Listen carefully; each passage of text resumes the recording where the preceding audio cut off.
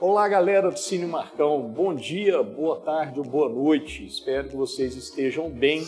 Hoje a gente está fazendo mais um programa sobre cinema, séries e afins. Estou aqui com o meu parceiro D2, que eu descobri o nome dele hoje, Bruno.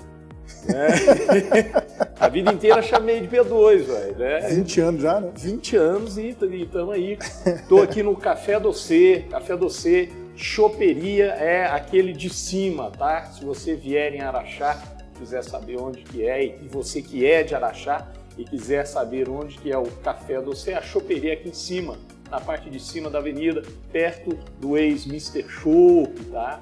Essa turma.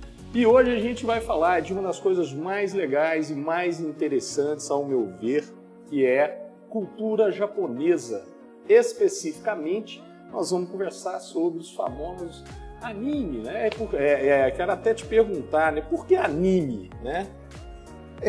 Vem da tradução literal para animação em japonês. Então veio de acordo com a cultura para fala sobre a animação. Então, quando o japonês vai falar animação, é anime. Anime. A gente fala anime, lá é anime. Anime. Certo. E não é uma curiosidade isso aí que eu até imaginava que era isso, que todo mundo já identifica imediatamente, não é? Quando a gente fala, já sabe que é produção japonesa. E, Bruno, vamos lá. Ao meu ver, o anime, ele explodiu aqui no Brasil, pelo menos para mim. Antes era muito underground, a gente via e existia uma certa vergonhinha, não tinha? Da galera em falar que via desenho japonês. Na época que ser nerd ainda não era legal. Mais ou menos. Eu acho muito interessante que é o seguinte, antigamente o anime ele era feito como uma produção familiar. Então no Japão mesmo, no próprio Japão, quando se transmitia um anime, lá meados de 40, 60, você fazia uma produção para a família. Então a família ia ao cinema, né, e assistia aquilo junto com as crianças e como um todo. Na década de 80 para frente, que, como digo, né, tudo em excesso faz mal, né, teve um pessoal que começou a dar uma descontrolada e aí começou a criar um preconceito, porque fala assim... Como assim, descontrolada? Eu vou te explicar, que é o seguinte, a indústria de animação, a cada ano que passa, a volumetria de produção de títulos serem feitos, ela só aumenta. É quase impossível você ter uma vida dentro da cultura japonesa, onde você tem uma rotina de trabalho, família, uma disciplina muito rígida. É quase impossível você acompanhar isso tudo e manter essa vida. Então você tem que escolher, ou você acompanha anime, ou você trabalha. E aí surgiu esse preconceito. Quando ele veio para cá, tinha uma certa visão de é desenhinho, é coisa para criança. Que nas últimas décadas isso tem sido quebrado. As indústrias de animação têm entendido que tem um público-alvo gigantesco de adultos como nós, crescemos vendo desenhos e que queremos histórias boas. Porque é o seguinte, dentro de um filme você não pode fazer tudo. Para fazer tudo que um anime pode fazer, você tem que gastar dinheiro. E muito dinheiro. Então, por exemplo, o que Hollywood gastou para fazer um homem voar, com o Superman, aquele clássico slogan, o anime gastou 1000 vezes menos. E muito menos tempo. Entendeu? Então você tem uma gama de tipos de história também inacreditável. A lista hoje de títulos, de gêneros de animações é infindável. Sobre o assunto que você quiser assistir, você vai encontrar uma animação. Entendeu? E grande parte dela não dá para você indicar para o público jovem. Porque tem enredos densos, violência, um peso emocional enorme. E isso vem vindo da década de 90 para cá. Começou-se a entender isso. Né? Tanto hoje, por exemplo, hoje você vê que a indústria americana de cartoon pegou isso maravilhosamente. A gente tem obras-primas igual o Rick and Morty. Né? Mas para a gente entender bem, a gente tem que ir lá no começo, esse preconceito. Bom, primeiro foi lá em 1906, mais ou menos. que era uma pequena animaçãozinha feita no cinema para o recrutamento naval japonês, que eles fizeram. Uma animação bem curta, feita quase toda em quadro estático. O que é quadro estático? É quando você tem o mínimo de movimento possível dentro de uma animação. E aí eles trouxeram aquilo diferente, não vai chamar atenção, para a gente poder recrutar o pessoal mais jovem. Só que dali para frente eles viram uma gama enorme, que aquilo deu muito sucesso, aquilo cresceu. E aí a gente nós fomos vendo criação de gigantes, porque lá em 1963, duas titãs dos animes, dois estúdios que são assim grandes nomes, que foi a Madhouse, né, e a Kyoto Animation. Os dois estão aí até hoje. Agora você para e pensa, quase 60 anos de um estúdio de animação. O histórico que esses caras não têm. Eu acho um negócio muito importante. O anime duas coisas me chamam a atenção, né, nos animes japoneses. Primeiro, o público feminino. Que o público feminino, ele não é tão nerd, ele está se tornando nerd. Mas, por exemplo, coisas que a gente gosta muito, por exemplo, heavy metal, o público feminino é pequeno, alguns filmes, não sei o quê, você vê o público feminino de uma forma... E o anime, desde o início, eu vejo isso dando aula, quando você fala em anime, você vê as meninas que gostam, entendem, curtem, isso para mim é um barato, é uma grande novidade.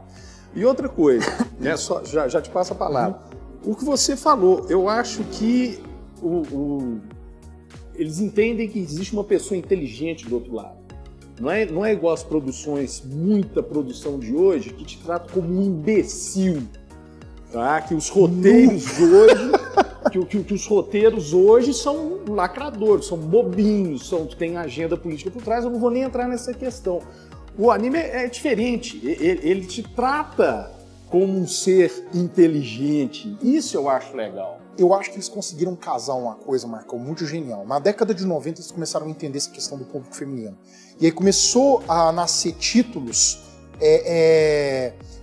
bem direcionados para o público feminino. Sailor Moon, Sakura Card Captors, entre outras animações e desenhos que eles criaram para tentar puxar o público feminino.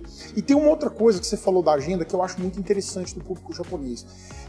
Enquanto nós estamos entrando nessa agenda agora, o Japão já está nela na década de 80. Lá atrás. Então hoje, você está andando no Japão, você vê um cara com vestido de bonequinha, um cara de 2,10 metros, bombado, com a barba, ninguém fala nada. Ninguém fala nada. Você vê isso em títulos, homossexualismo, relacionamento de tabu, de outras coisas dentro de discussões, e de animes sérios, não é anime de fazer graça, com temas pesados. E eles abordam isso numa naturalidade incrível.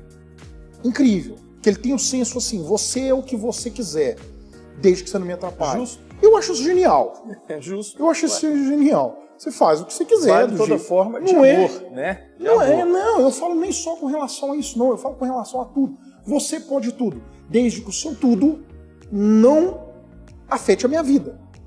Então tá tudo bem. Entende? Então, assim, existe, claro, uma expectativa culturalmente da família, do que você deve ser e etc. Mas você pega um desconhecido, igual a gente vê hoje na internet, o cara publica um vídeo, você vê 1000 desconhecidos julgando. Não, eles não estão nem aí pro que o outro vai fazer. Está preocupado com o próximo, com a família, com um amigo mais próximo. Tanto que culturalmente no Japão, você não chama as pessoas pelo primeiro nome. Você chama pelo último nome. Primeiro nome é pai, mãe, irmãos e aquele amigo que você considera, aquele amigo que entra na sua casa, abre a geladeira e reclama que não tem cerveja. É esse tipo de pessoa que te chama pelo primeiro nome, porque eles se preocupam, sabe? Mas assim, eu acho muito interessante você colocar essa questão do público, que vem trazendo essa questão do público feminino, porque é o seguinte, eles começaram a entender que o público feminino, ele é um público grande, e precisa ter temas adequados para ele, e outra, esse público não é idiota. o público mais velho, porque até a década de 90 se fazia animes com um público até 14 anos. O foco era esse. Passou dos 14, cara, você já não é mais o que a gente quer. Já não Problema interessa. seu, não interessa, vai caçar outro rumo na tua vida e tal. E eles viram que eles estavam perdendo uma faixa de público enorme. Aí começou a explodir animações com tema de colegial, ensino médio, universidade. Aí começou animes com temas mais adultos, com um pouco mais de violência. Eu sou da época de Cavaleiro do Zodíaco. Entendeu? Falar em Cavaleiro do Zodíaco, você trouxe uma listinha muito bacana aí. Por exemplo, galera, quem lembra do Speed Racer? Né? Speed Racer é uma pena que o filme foi um fracasso, mas eles viajaram demais no filme. Não tinha nada... O filme é até legal, mas assim... Bem Sessão da Tarde. É legal, mas... O Mach 5 é o carro, cara. O Mach 5 ele empata pra mim com o Batmóvel, cara. Isso é importante. E fez tanto sucesso a Speed Racer que os Estados Unidos, como Cartoon, criou um outro desenho para rivalizar, que é o famoso Pole Position, que foi a primeira aparição dos emojis. Olha só. Que dentro desse carro tinha um computadorzinho, que dentro da animação eles foram colocando os emojis para passar qual era a moção do carro, da inteligência artificial do carro. Olha só. Entendeu? Aí você tinha um emoji, era a competição. O Speed Racer fez um sucesso absoluto, tanto é que ele reinou, foi por causa do Speed Racer que veio o estalo para os estúdios, os grandes estúdios, aonde eles vão ganhar dinheiro, lá mais ou menos na década de 70, que era a venda de VHS, que postumamente virou venda de DVD. TV. Isso início TV. Não tinha, o anime ainda não tinha chegado no cinema com força. Não. Dali a gente começa com a produção, na década de 70, 80, com o que a gente chama de produção industrial. O que era produção industrial? Você lembra quando a gente assistia He-Man, que era... Você viu o He-Man fazendo os mesmos movimentos, tinha os mesmos cenários de fundo. Era a mesma coisa, mudava o que o cara estava falando, aquilo era produção industrial, era o quadro estático, pouquíssimos movimentos, aquele movimento robótico congelado. Que hoje é intragável para as gerações atuais. Ainda tem. Te confesso que ainda tem. Mas a galera hoje... e depende, eu vi títulos... Eu falo da galera, hoje eu me incluo, tá? Tem títulos muito bons, eu falo assim, o quadro estático depende do que você está fazendo. Dependendo da comédia que você está colocando, ele fica engraçado. Pode ser. Ele fica engraçado. E outra, é uma alternativa que os estúdios criaram para reduzir custo. Porque se eu tenho uma cena onde eu tenho mais fala, eu não preciso ter tanto movimento. Se eu tenho tanto movimento, eu já consigo ver que o estúdio tinha dinheiro para gastar. Tipo, eles tinham bala, eles tinham investimento, um bom patrocínio. E nessa época, como é que o anime era feito? Juntava um grupo de estúdios para investir por conta própria. Por quê? Porque se o anime fracassasse, a perda era dividida, né? Ninguém perdia muito. Eles lançavam a animação para cinema e para TV e rezava para dar certo. É um tiro no escuro. Entendeu? E aí, nessa época, eles começaram a beber da fonte dos mangás e das light novels, dos livros. Pegavam livros de vários temas diferentes e começaram a criar adaptações. Então você vai ver que no Japão existem dezenas de estúdios, e tem estúdio que é extremamente especializado nesse tipo de adaptação. Já tem estúdio que gosta de obra original. Nós vamos criar um roteiro, nós vamos criar uma história para criar uma animação. Entendeu? Ambos são vários. Pô, tem muita coisa boa, né, cara? Tem muita coisa boa. Netflix botou um Violet Evergarden. Aquilo é uma obra de arte. Você vê a menina parada, você nota a expressão, o movimento muscular do rosto dela, fio de cabelo movimentando, mesmo em momento de fala. Então, a animação nada mais é, para quem gosta, uma obra de arte, como você vê uma pintura criando movimento. Eles têm... Como que chama aquela atualização? Que, por exemplo, o Battleship Yamato, que a gente comentou mais cedo, e você tomou um senhor puxão de orelha. Do nosso colega aqui. Tá? Tomei. Mas eu tinha esquecido dele. Mas assim, tem o Battleship Yamato, só que eles fizeram uma atualização dele agora. O remake. Um remakezinho dele agora, que tem um nome específico para isso. Não, é remake mesmo. Só que por que tá acontecendo o remake? 2010 para cá, Você há de convir que hoje, em 2000, a média, em 2002 agora, a média de... Vamos datar o programa, né? A média de anime por temporada, porque no Japão existem 4 temporadas, né? Cada 3 meses você tem uma temporada, a cada temporada são 60 títulos de anime. Uma hora a fonte de histórias seca, que é o que está acontecendo. Então agora o que o Japão está fazendo? Está buscando títulos coreanos, nós tivemos agora a confirmação que vai sair Solo Leveling, que é uma história, nossa, fenomenal, que tá para sair. Pra você ter uma noção, o start inicial de Solo Leveling teve fã fazendo abaixo assinado para estúdio. Falou, não, se precisar, abre o Patreon, que a gente paga. A gente paga para fazer, se vocês quiserem. Olha que legal. O nível da história. E é coreano. Estão aproveitando a história. Então, faltou isso. Não, beleza, vamos pegar aquela história de 1980, 70, vamos refazer ela com enredo melhor? Eu lembro, gente, foi 1000 anos atrás, um anime sobre um piloto alemão na Segunda Guerra, que era muito legal. Pilotava um Messerschmitt lá, não o 262, o outro. Mas enfim, e teve também na época, eu lembro, década de 80, quando ainda não tinha explodido ainda, até hoje, inclusive fica a dica aqui, um que chama Parece a Guerra dos Cristais, algo assim, tem uma luta de jato, de F-15 contra os MiG russo, que foi elogiadíssimo na época. Eu nunca vi, eu só li sobre. Eu também não assisti. Eu já procurei. Gente, se alguém descobrir isso por aí... Bota nos comentários aí pra nós, pra gente, que aí a gente vai assistir. Tá? Eu vim de uma época, Marcão, que era dos anos 90. Naquela época já existia Dragon Ball, Cavaleiro do Zodíaco já tinha sido lançado na década de 88, já tinha Voltron, entendeu? Já tinha a lista muito grande. Então eu lembro que o primeiro anime que eu assisti foi Akira. Quando eu tinha uns 5, 10 anos, meu pai alugou achando que era desenho. E eu fui assistir Akira com aquela cara de assim, que luta, olha, corrida de moto, 5 anos.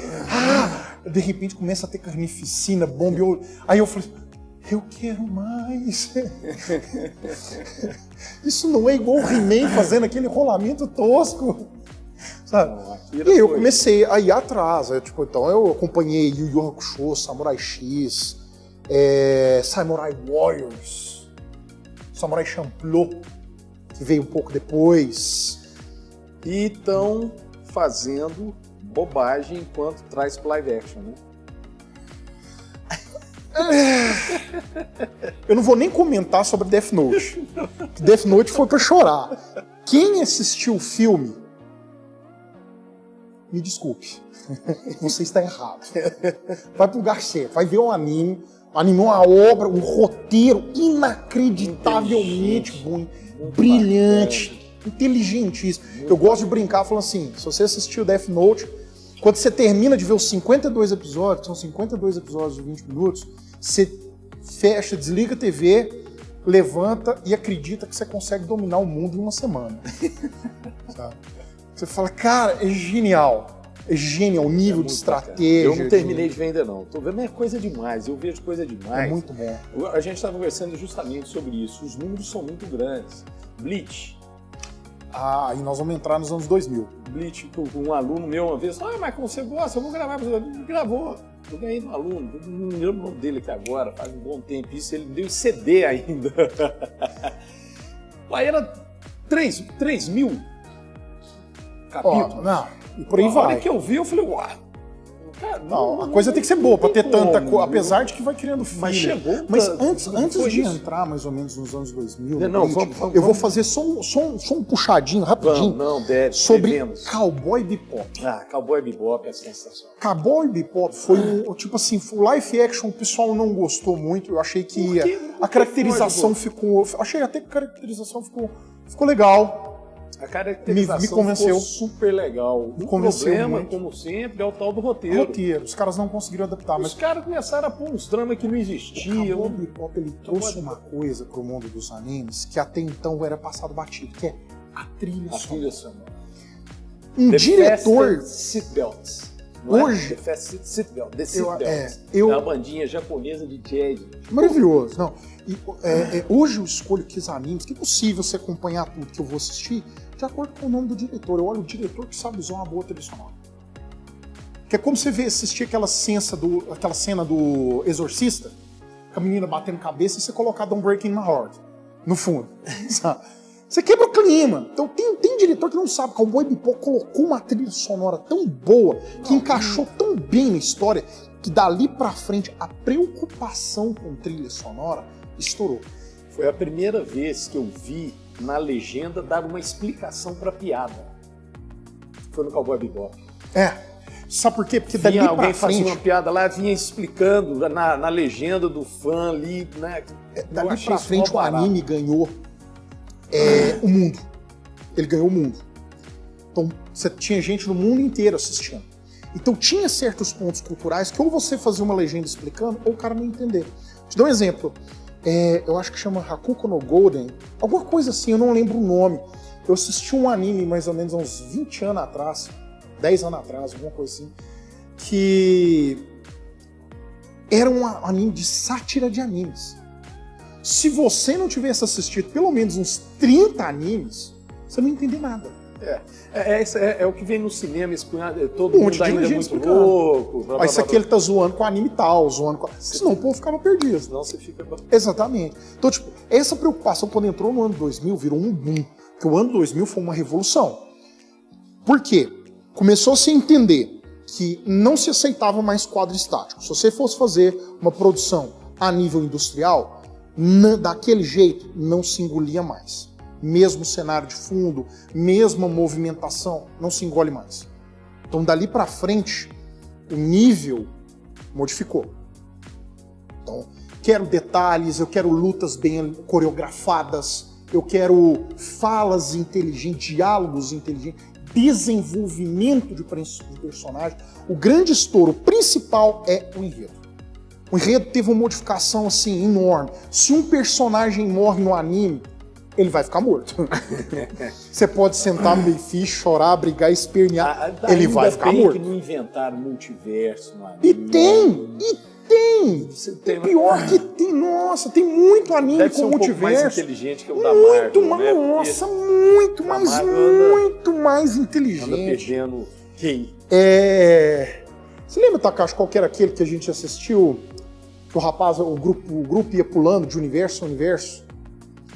Da série da Sakura Card. É do mesmo universo. Qual que é o nome, hein? O X-Holic também faz parte. Eu tô tentando me lembrar agora. Ele é maravilhoso. Tem uma animação dessa que o cara vai pulando. Como diz, a protagonista feminina, ela é possuída por um tipo de espírito, ganha asas, essas asas explodem e cada memória dela viaja pelo multiverso. Aí o protagonista que quer salvar a vida dela encontra uma bruxa e fala assim, olha, você vai ter que ir atrás dessas penas, porque cada pena é uma representação simbólica das memórias dela que você tem que recuperar. Caso contrário, ela vai morrer. Ele encontra outros dois caras que estão fugindo por motivos que você ainda não sabe, e ele vai viajando em multiverso. Cada multiverso tem um nível de tecnologia, tem magia, tem... Cada um é uma história diferente. E outra, eles encontram as versões deles desse multiverso. Eles estão sendo caçados por um cara mau, encontra esse cara. Esse cara é o vilão mesmo, o vilão que tá perseguindo ele, ou é só o cara daquele multiverso? Ele é mau igual o outro ou ele também é bom? Olha a genialidade. Você coloca o telespectador em xeque. Em termos de roteiro, o Akira eu acho sensacional, mas em termos de roteiro, esse aqui, ó, galera, esse aqui é o Ghost in Shell. Ghost in the Shell, Fantasma do Futuro.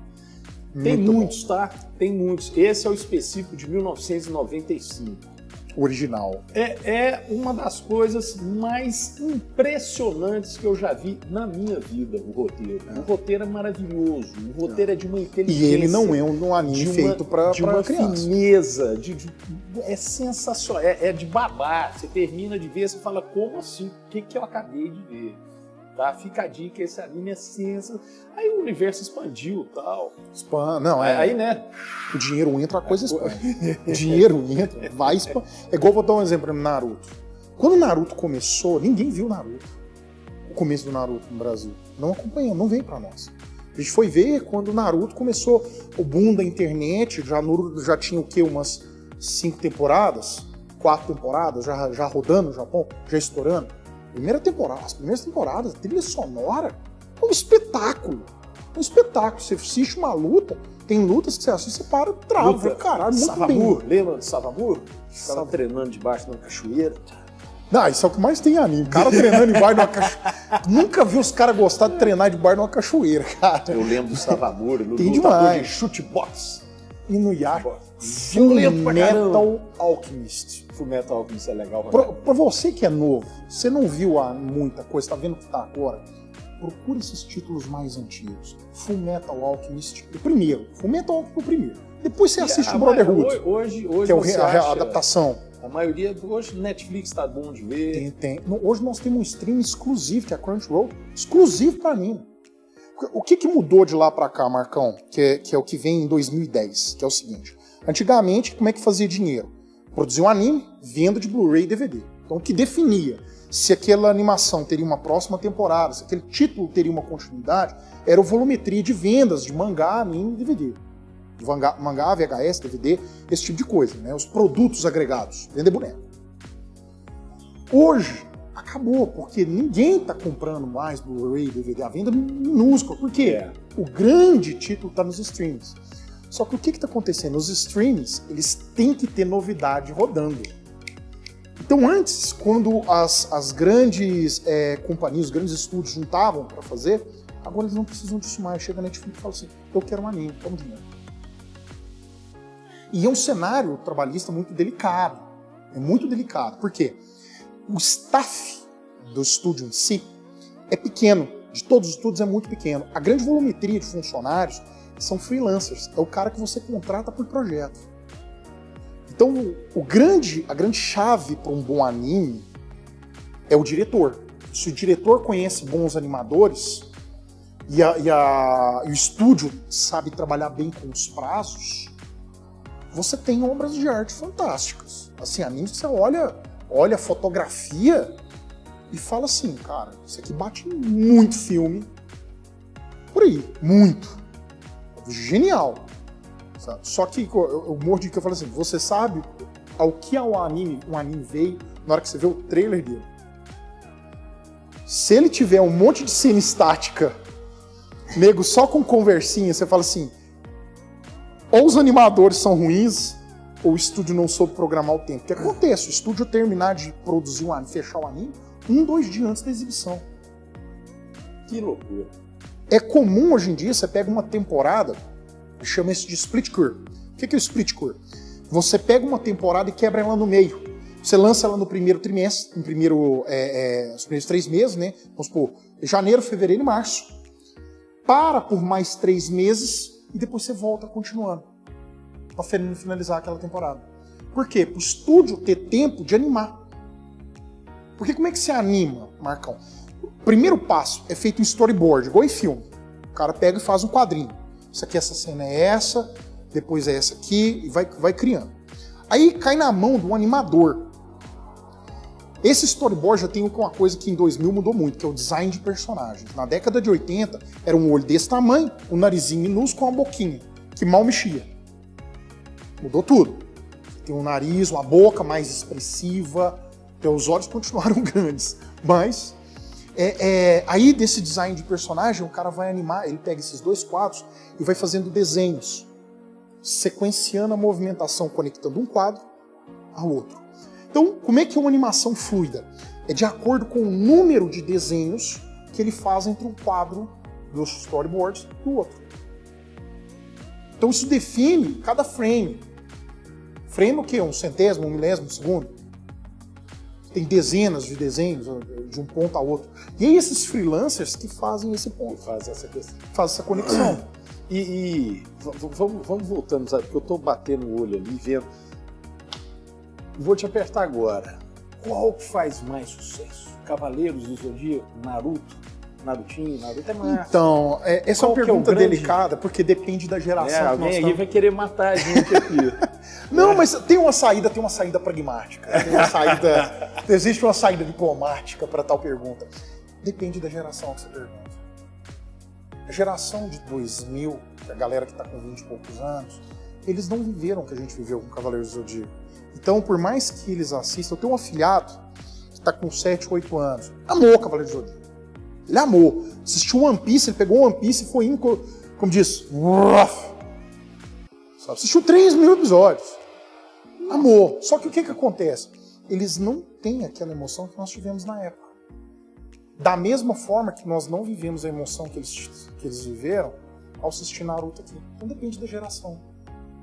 Depende da geração. Igual eu assisti Naruto, gostei muito, pelo menos até chegar na 6ª temporada, que começou aquela filler. O que é filler? É quando a animação bate junto com o material original e o autor não tem tempo para produzir o suficiente. Eles vão inventando historinha e inventam umas cagadas. A maioria desses animes veio dos mangás. A grande maioria vem. Ou light novel. O mangá Principalmente é a light revista novel. em quadrinho, tá? É, o quadrinho. Mas a grande maioria vem de light novel. Grande adaptação. Porque é muito mais fácil. Você já tem um material pronto. Você só tem que pegar o livro e falar, isso aqui eu vou cortar, essa cena aqui eu vou mexer, eu vou fazer, isso aqui, esse combate ele mal falou dele, eu vou expandir isso aqui, criar uma coreografia bacana. Tá pronto. É como você pegar um roteiro em Hollywood, já pronto, e falar assim, um livro, deixa eu adaptar. Você tem, claro, todos os grandes problemas de uma adaptação. É igual quem lê Senhor dos Anéis e vai assistir os filmes. Entendeu? Os filmes são ótimos, são maravilhosos. Os filmes são ótimos. Mas... Ao contrário da série, mas... Os Anéis do Poder... Tá fraco. Nossa Senhora! Ô, coisa horrorosa. Entendeu? Outra também, tentaram fazer uma adaptação do seu um cartoon de... Acho que não era anime, não. Acho que era um cartoon. Foi nos Estados Unidos, de Senhor dos Anéis, na década de 80. Ficou um lixo. Dá vontade de chorar. Ficou muito ruim, eu já vi. Dá vontade de chorar. Animação, ficou muito fraca. Dá vontade de chorar. Mas agora sim, voltando para a tua pergunta, depende muito da tua geração. A emoção é diferente. A emoção é totalmente diferente. Eu tive o prazer, porque assim, cada ano que passa, você tem um gênero de anime que explode. Nos últimos 10 anos, você tem o gênero de Isekai. O que é o Isekai? É o cara que tá aqui, nós estamos conversando aqui, abre um portal, nós vamos parar num mundo, sabe-se Deus o quê, o cara não sabe nada, não sabe língua, não sabe a moeda, a cultura, e aí ele vai aprendendo a cultura, o que existe lá. Estourou. Toda temporada são 5, 6 animes desse gênero, com uma história diferente, com roteiro. Você falou estourou, vou pegar o gancho aqui. No Brasil, o anime no Brasil estourou quando? Eu lembro de ver, na década de 70 eu já via alguma coisa. Então, o primeiro contato com a cultura japonesa foi em 64, mais ou menos, com o National Kid. Ver que ele tocou naquela National Kid. Eu nasci em 70, então aquilo ali no final da década de 70. Tosquíssimo. Mas eu tinha que vir. O meu fazia um negocinho assim. Que um trem meio. Era tosquíssimo. Mas sim, era o que a gente tinha, era bacana. Né? Só que o que aconteceu no Brasil foi um movimento muito interessante, porque ele foi entrando bem devagarzinho. Um desenho, outro, veio aquilo, opa. Até não, mas que... Akira foi na década de 80. Até que explodiu. Akira explodiu na nossa cara. Até que em 94, a Manchete teve a sacada de gênero. Falei, cara, você tá fazendo tanto sucesso, vamos comprar uns 3 ou 4 títulos desse negócio aí e vamos trazer pra cá. Aí veio, separei até a lista, Cavaleiro do Zodíaco, Yu Yu Hakusho, Sailor Moon, Samurai Warriors, Shurato e Super Campeões. Super Campeões é do vôlei? Um de futebol. De futebol.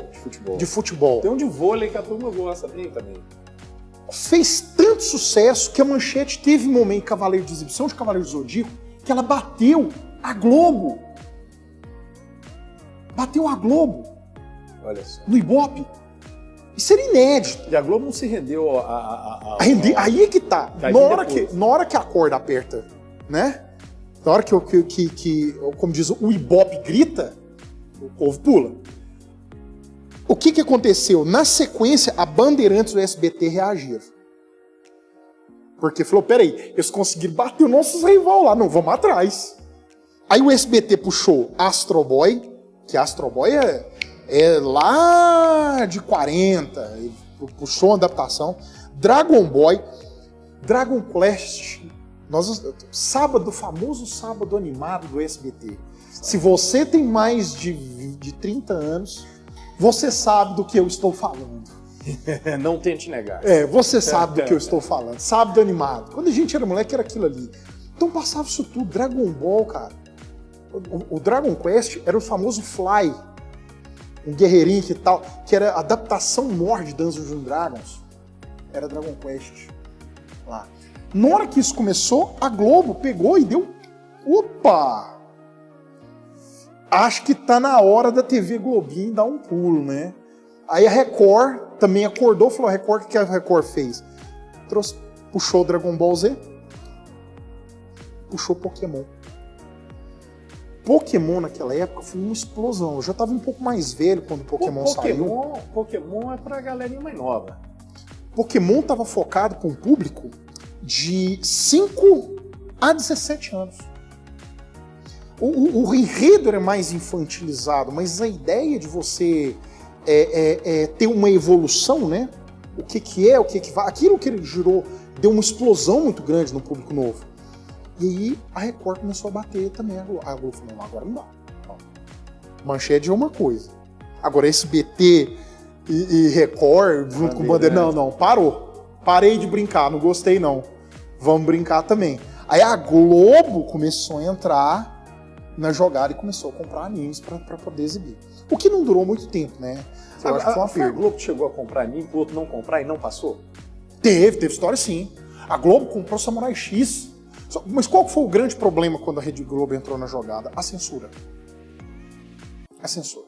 Os animes, quando chegaram na TV aberta, o japonês, ele tá cagando. Ele fala assim, olha, você, pai, você é responsável pelo que seu filho assiste. Entendeu? Eles têm muita violência. Então não veja. Sim, não veja. No Brasil, você tem muito... meu filho tava... Não, mas tipo assim, virar e falar assim, não, você não pode assistir isso... Não pode não. Tem muito isso aqui. Se você for conversar com o pessoal que lida com psicologia infantil, você vai escutar N histórias desse naipe. Só que aí o que acontece? Eles começaram a censurar. E o anime ficou todo picotado. A história era picotada. E aí perdia. Aí mexeu na obra, né? Perdia não só porque mexeu, porque tinha que picotar tanto que... você, quem mexe com o YouTube entende, você fazer um corte, esse corte não pode ser feito de qualquer jeito, ele tem que manter uma cronologia. Então, quando o cara cortava tanto, que a cronologia da história era perdida. Era perdida. A Globo fez isso no Twin Peaks. Você lembra da série Twin Peaks? Já é complexa. A Globo passou cortando, ficou... indecifrável. Agora, você quer saber quem é a grande responsável pelos animes dublados, pelas grandes dublagens? O grande precursor mesmo? Cartoon Network. Cartoon Network. Porque quando a Manchete fechou, a Cartoon pegou. E a Cartoon puxou um monte de coisa da dublagem. E nossa dublagem hoje é o que é por causa das animações. Vou te dar um exemplo. Se vocês nunca viram, tipo assim, eu normalmente adoro um anime legendado, mas tem alguns títulos que a dublagem brasileira é genial. Assistam Yu Yu Hakusho dublado.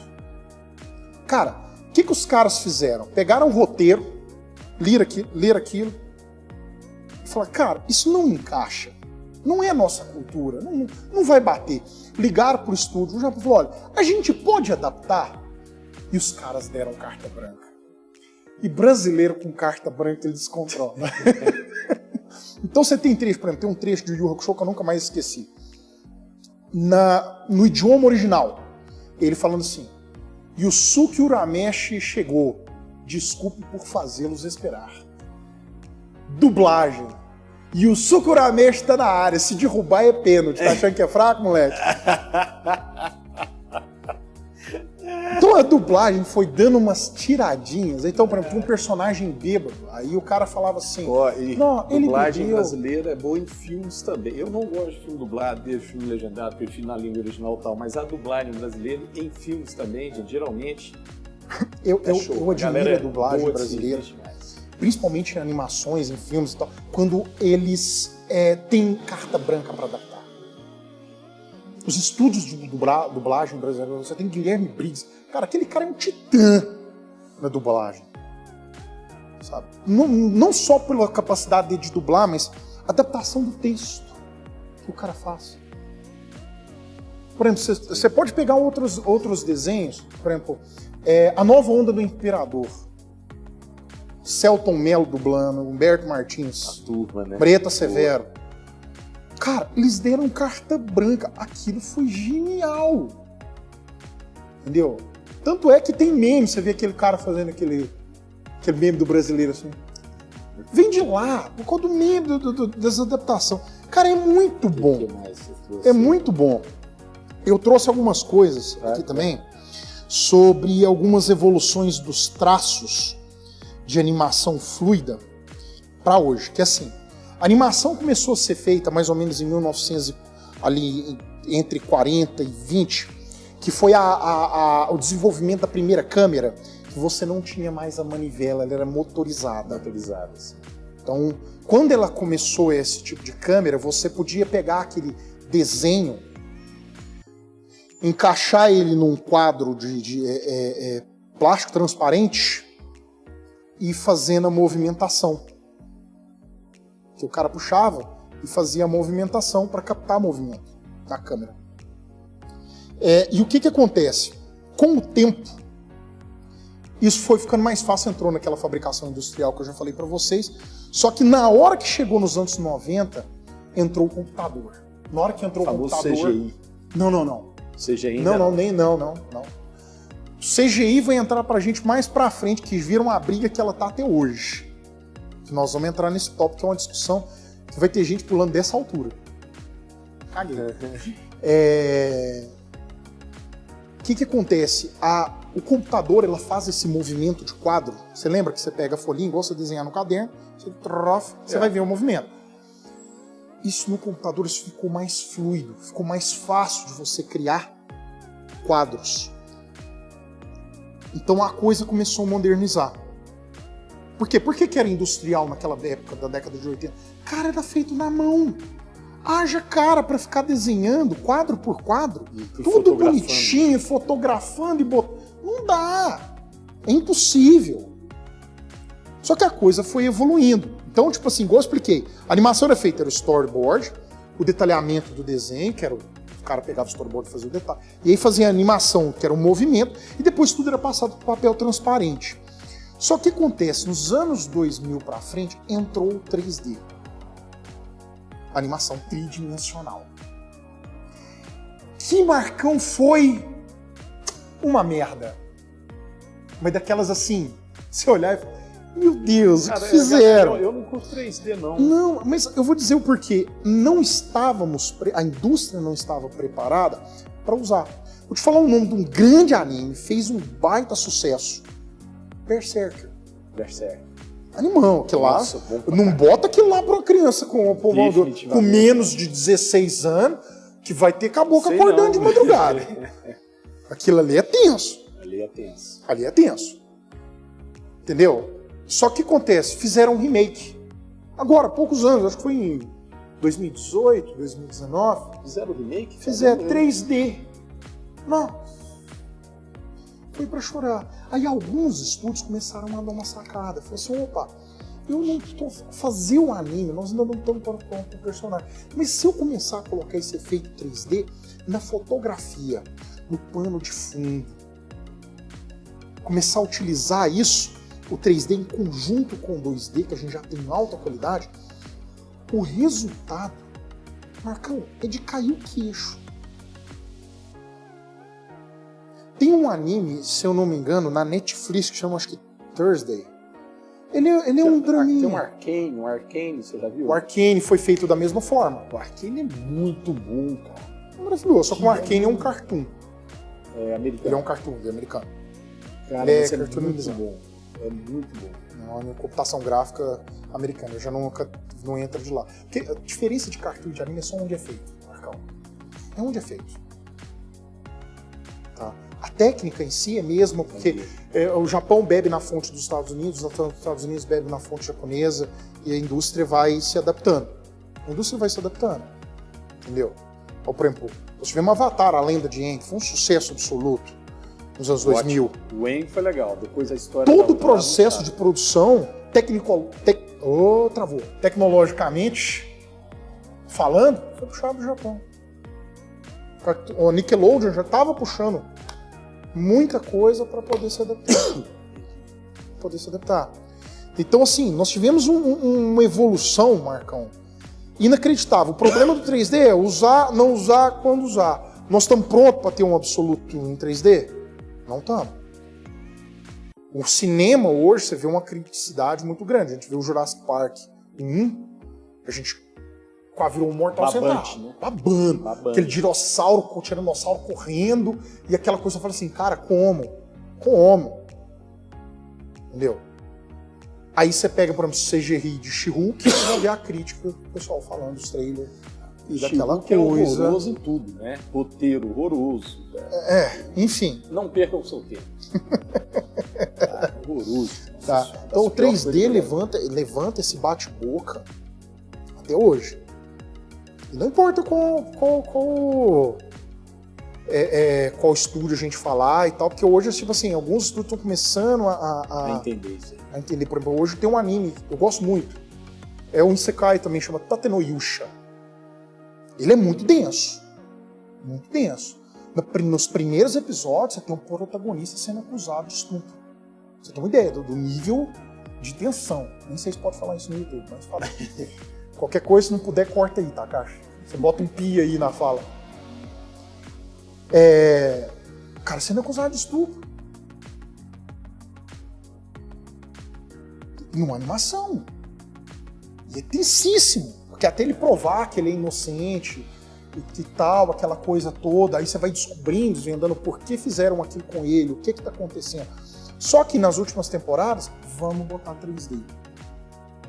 Saiu uns trem, os caras escorregaram no tomate. Patinaram. A história ainda é boa? Mas o que acontece? Agora eu vou entrando no tópico de estúdio. Quando você tem uma animação com enredo, você tem um enredo maravilhoso, um enredo impecável, beleza, vamos criar, nós temos história para fazer 7 temporadas. Não é o mesmo diretor, nem sempre é o mesmo staff, não é o mesmo pessoal que produz, nem sempre são os mesmos animadores, não é o mesmo pessoal que faz a trilha sonora.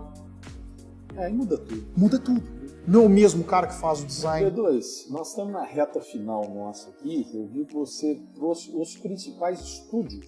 Trouxe. Eu trouxe alguns, na verdade, não é só os principais. Alguns que têm uns pontos de curiosidade que eu acho muito interessante. O primeiro é a Kyoto Animation, que foi um dos primeiros estúdios que surgiu. E ela é focada em projetos originais. Né? Ela faz adaptações, mas o grande foco da Toei são projetos originais mesmo. Ela pega histórias que não tiveram mangá, ela manda produzir para ela. Entendeu? Ou então ela pega algum streaming grande que quer fazer alguma coisa e puxa. Só que a Toei, a vantagem dela... A Toei não, falei errado, desculpa. A Kyoto, a vantagem dela é que é o seguinte, eles são feras em cronograma. Cronograma de produção. A grande qualidade da Kyoto Animation vem disso. Então, se você virar para ele e falar assim, não, eu quero um anime daqui 6 meses. Ele fala assim, não, daqui 1 ano, não é? Daqui 1 ano, né? Daqui 1 ano. Não, mas veja bem. Não veja bem. Não vejo. Então, se ela pegar um para cada 6 meses, ela só vai pegar se ela tiver um baita staff, uma volumetria de profissionais para conseguir chegar lá na hora e ficar pronto com pelo menos 1 a 2 meses de antecedência. É raro. Só que qual foi o grande problema, que foi uma tragédia, teve muito rebuliço na internet com a Kyoto Animation. Em 2019, houve lá dentro um incêndio criminoso. O cara mandou um coquetel molotov dentro da sala do estúdio, dos arquivos. Filho da P. 35 pessoas morreram. Que isso? 35 pessoas morreram. E aí o estúdio, cara, ficou em polvorosa. Outros estúdios começaram a emprestar animadores para eles terminarem os projetos dele. Eles tiveram que passar por uma nova reestruturação. Então agora que a Kyoto está voltando a andar mais forte. E eles produziram títulos, assim, excelentes. Clannad, um excelente roteiro. Violet Evergarden. Se você nunca viu Violet Evergarden, Marcão, assista. Tem na Netflix? Tem. Assista, Evergarden. vai atrás de Violet. É uma obra de arte em movimento. A qualidade daquilo ali é inacreditável. Um excelente drama com roteiro bem montado. Olha lá, Viagem de Chihiro. Não exatamente, não vou dar spoiler. Vou deixar expectativa. As Viagens de Chihiro, o Castelo Animado. É maravilhoso, é maravilhoso. Keion. Então, eles fizeram títulos, Dragon Maid. Ao tanto que a história deles, Dragon Maid é uma história, um dragão consegue assumir a forma humana, vem para a Terra e do nada ela é escravizada, tipo, ela vira empregada, ela se submete, falou, eu me submeto à sua vontade, falou, vou morar com você, eu não tenho onde morar, não tenho o que comer, me sustenta. Aí o cara falou assim, não, beleza, eu te sustento. Só que você vai ser meu empregado, você vai ter que arrumar a casa. Aí agora você pensa, um dragão com poder vai lidando com eletrodoméstico. Entendeu? É uma comédia muito bem montada, ela é muito divertidinha. O próximo que eu vou falar é um estúdio que deu uma destacada muito boa nos últimos anos, que é o Photable. Também especializado em projetos originais, tem suas adaptações, mas o foco deles é esse. Excelentes cronogramas, mas o foco deles são os animadores. Esses caras têm um pessoal para animar, que os caras são feras. Feras mesmo. Musayuki Kinohiro, Go Kimura, Mitsuru Obunai, sabe? Os caras são muito bons e os projetos deles são muito bem produzidos. Por exemplo, toda a franquia Fate é deles, criação deles. O Fate Stay Night, o que é a ideia? Eles criaram dezenas de Fate Stay Night. Qual que é a ideia? Eles botaram um santo graal na Terra e falaram assim, ó, Deus escolheu 12 pessoas. Eles vão lutar pelo santo graal. Quem conseguiu o santo graal tem qualquer desejo realizado. E eles vão criando o roteiro de cada um deles. Mas como é que eles vão lutar? Não, vocês têm direito a invocar um herói. Um herói da história da humanidade. Então quando o cara invoca aquele herói, você não tem ideia de quem que é o cara. E aí a história vai te mostrando que... Então você encontra... Como é que chama esse? Fate Stay Night. Tem vários. Você vê Hércules, Alexandre o Grande, você vê Lancelot. Grandes nomes, assim, que você vai Musashi. Nomes assim que você vai olhando e falando... aquele da Babilônia, esqueci o nome daquele da Babilônia. O Alexandre conquistou a Babilônia. Antes dele, Ciro, Dario. Você vai vendo nomes que você vai ficando assim, uau, Hércules. Ah, que legal. Entendeu? E aí você vê a interação entre esses personagens, tipo assim, acordando nessa realidade e tendo essa interação. Cara, é genial. É um Photable Face também, o Kimetsu no Aiba, que tá sendo uma explosão de sucesso também. Tem muita coisa sendo vendida sobre essa animação. É um baita estúdio. Eu separei também o estúdio Bones. O foco do Bones são projetos comerciais. Ele mexe com adaptação. Porque o trabalho dele, ele é feito de forma... Ele tenta fazer de uma forma industrial, atendendo os pré-requisitos de hoje. Então não é que ele não tenha projeto original, mas o grande foco dele é caçar mangá, caçar light novel, procurar em outros países, outras histórias e tal. O mais famoso deles é o Fullmetal, né? O Fullmetal Alchemist. Fullmetal Alchemist, Boku no Hero Academia, que tem sido uma explosão, que é um anime muito legalzinho, eu gostei demais. Que o Boku no Hero, a sinopse você vive num mundo onde heróis são comuns, como apoio à força policial. Onde você tem uma sociedade onde só 1% não tem superpoder. Todo mundo, né? Que tipo, não é igual você vê normalmente um quadrinho, todo mundo é super-herói, só tem poder quem é super-herói. Não. Lá não, todo mundo tem superpoder. Como todo mundo tem, as pessoas malignas também têm. Então, nós temos que criar um equilíbrio nisso daqui. E aí, a história como é que funciona a escola de treinamento desse pessoal? De desenvolvimento. Cara, muito assim, legal. Gente, assunto aqui, se a gente quiser, a gente faz mais 2 horas, mas a gente estamos chegando na reta final. Assim, tem muita coisa. Tem Eu muito acho que, assunto. galera, ó, foi muita dica. Vá atrás, se você nunca teve paciência, passe a ter. É algo sensacional, hein? São roteiros inteligentes, são animações belíssimas. Com certeza esquecemos de alguma coisa, tá? Com definitivamente. certeza nós esquecemos. Provavelmente a gente esqueceu de muita coisa, não foi comentado e tal. Sei que muita gente aí tem seus preferidos e afins, mas é algo simplesmente sensacional. V2, a gente pode depois, né? Por que não fazer até uma segunda parte aí, Claro. fazer algo mais localizado e tal. Agradecer novamente ao pessoal do Café Doce, tá? Avenida Igara, 1650, o Café Doce Choperia, tá? Que é nosso parceiro do Cinemarcão aqui. Não, valeu demais, Marcão, cara. Foi é sempre um simplesmente prazer. sensacional, tá? A gente vai fazer de novo.